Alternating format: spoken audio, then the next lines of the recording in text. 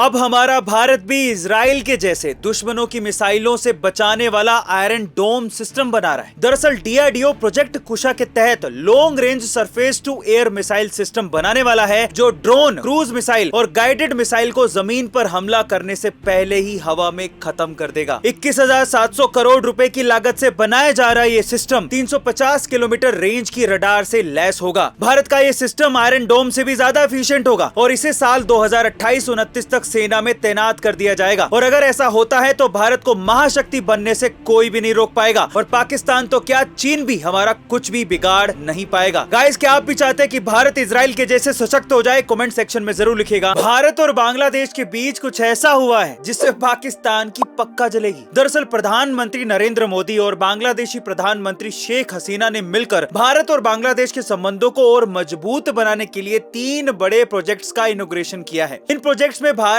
के त्रिपुरा और कोलकाता से सीधा बांग्लादेश के ढाका तक रेल लिंक बनाई जाएगी। इस रेलवे लिंक में कुल 12.24 किलोमीटर का रेलवे रूट बनाया जाएगा, जिसमें से 5.46 किलोमीटर रूट भारत में और 6.7 किलोमीटर बांग्लादेश में रहेगा। ये रेलवे लिंक भारत के अगरतला को अखोरा से जोड़ेगी और ये रेल लिंक न सिर्फ कोलकाता और अगरतला जैसे शहरों के बीच सफर के वक्त को बेहद कम कर देगा, बल्कि इससे व्यापार में भी सुधार होगा। साथ ही ये रेल लिंक शुरू हो जाने के बाद कोलकाता से अगरतला जाने वाली ट्रेनें बांग्लादेश होकर जाएंगी और सफर का वक्त 38 घंटे से घटकर 12 घंटे ही रह जाएगा। गाइस, अब आप ही बताओ कि क्या इस डेवलपमेंट से पाकिस्तान की नहीं चलेगी? कमेंट सेक्शन में जरूर लिखिएगा। महाराष्ट्र में मराठा आरक्षण के लिए अपनी 2 एकड़ जमीन बेच के इस आंदोलन पर खर्च करने वाले मनोज जरांगे जी कौन है और उनकी मांगे क्या हैं? चलिए जानते हैं।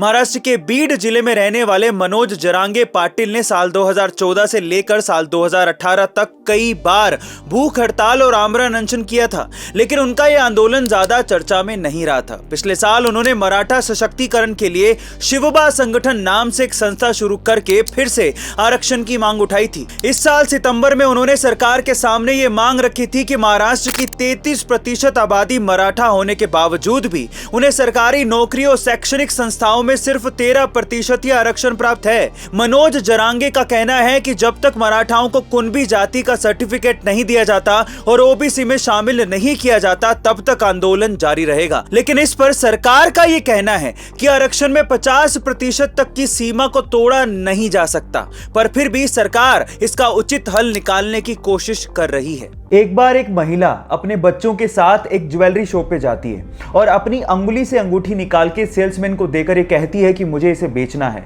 तो सेल्समैन अंगूठी देखने के बाद उस महिला से पूछता है कि आप इसे क्यों बेचना चाहते हैं? तो महिला जवाब देती है कि इस वक्त मुझे पैसों की सख्त जरूरत है और अंगूठी बेचने के अलावा मेरे पास कोई चारा ही नहीं है। ये सुनकर सेल्समैन का दिल भर जाता है और उसके बाद जितने पैसों की जरूरत उस महिला को थी, वो सेल्समैन उसे वो पैसे देता है, लेकिन आंखों से आंसू तब आ जाते हैं जब वो सेल्समैन उस रिंग को भी उस महिला को लौटा देता है। आप इस वीडियो में उस महिला के रिएक्शन उसके बाद देख सकते हैं। गाइस, इसे देख के लगता है कि इंसानियत आज भी जिंदा है। आपको ये इंसानियत का पैगाम कैसा लगा? लोगों के साथ शेयर जरूर करिएगा।